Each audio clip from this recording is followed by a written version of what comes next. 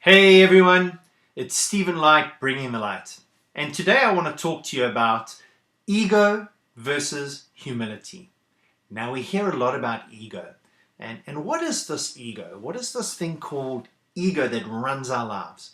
When we're born, we don't have any ego. And when we die, where does it go? You see, the ego is what the ancient Sufis called the false self. It doesn't exist. And so ego can mean many things for many people. And a lovely acronym is EGO, edging greatness out, or edging goodness out, edging God out, whatever you want it to mean. But essentially the ego is this little thing that we get given when we are born, and it grows and it grows and it grows, and it has a mantra that says more, more, more, and I am right. So the ego believes in three things. I am what I have, all my material possessions and everything that I gain in my life.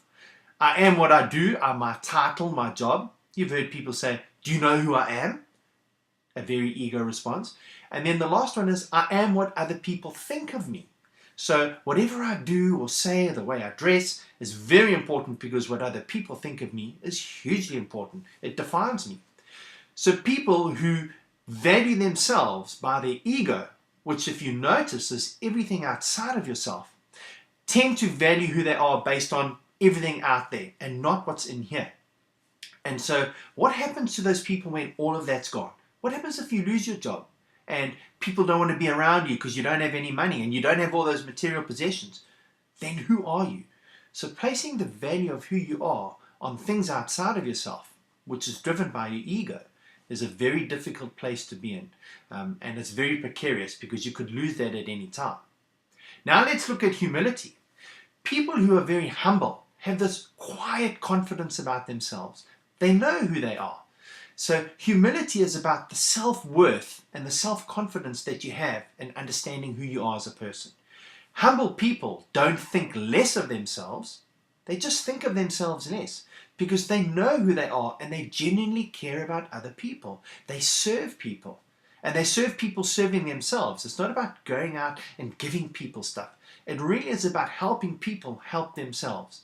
So humble people come from a place of complete self-awareness, self-maturity, self-belief, self-love.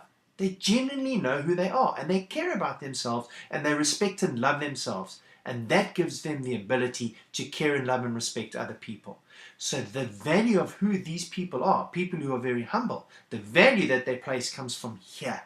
They have a strong well inside of themselves that says, I know who I am. I don't have to react to that. I'm not defined by that. Now that doesn't mean humble people don't have all the great things in life. They do. The big difference between someone who lives from a life of ego and someone who lives from a life of humility is that humble people are not attached to those things, whereas people who are very egotistical are very much attached and defined by those things. So if you want to live a life of more humility, it starts here by learning to love and care about who you are, growing your self-esteem, your self-belief, your self-love. And when you really do that, you don't need to define yourself by anything outside of yourself. So I hope that added some value to you and understanding the difference between living a life from ego and humility. You know people out there who are very egotistical, and perhaps this message could really help them shift a little bit and understand it. So please share it. And I'd also love to connect with you on my Facebook page, Stephen Light Bringing the Light, and I'd love for you to connect me with other people out there as well. So please send them to my Facebook page, Stephen Light Bringing the Light, because I'd really love to connect with people and share my message.